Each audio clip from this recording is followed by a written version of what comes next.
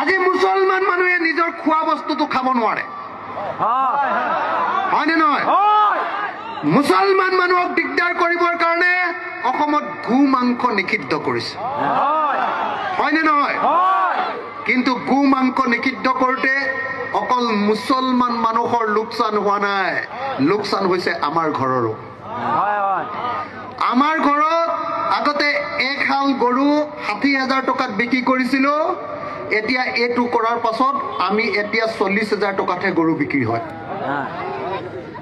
আমাৰ ২০,০০০ টকা হিমন্তই খাই পেলালে কথাটো গম পালে নাই হয়নে নহয় কথাটো কিন্তু এই যে মই কম দামত গৰু বিক্ৰী কৰিলোঁ আপোনালোকে গোছ বা গৰু মাংস কম দামত কিনি খাবলৈ পাইছে নি হিমন্তৰ দিনত দাম বাঢ়িছে নে কমিছে এতিয়া ১ কেজি গৰু মাংসৰ দাম কিমান ৪০০ ৪০০ৰ পৰা ৫০০ ৪০০ নে ৫০০ দুটা নহয় ৫০০ হিমন্ত অহাৰ আগতে ১ কেজি গৰু মাংসৰ দাম কিমান আছিলে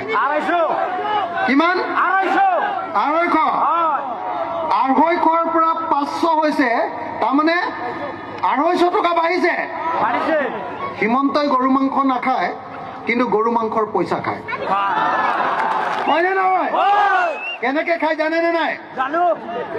এই যে আমাৰ ঘৰৰ পৰা গৰুটো বিক্ৰী কৰিলোঁ গৰুটো গাড়ীত উঠোৱাৰ লগতে হিমন্ত বিশ্ব শৰ্মা চৰকাৰক পইচা দিব লাগে বুজিছেনে নাই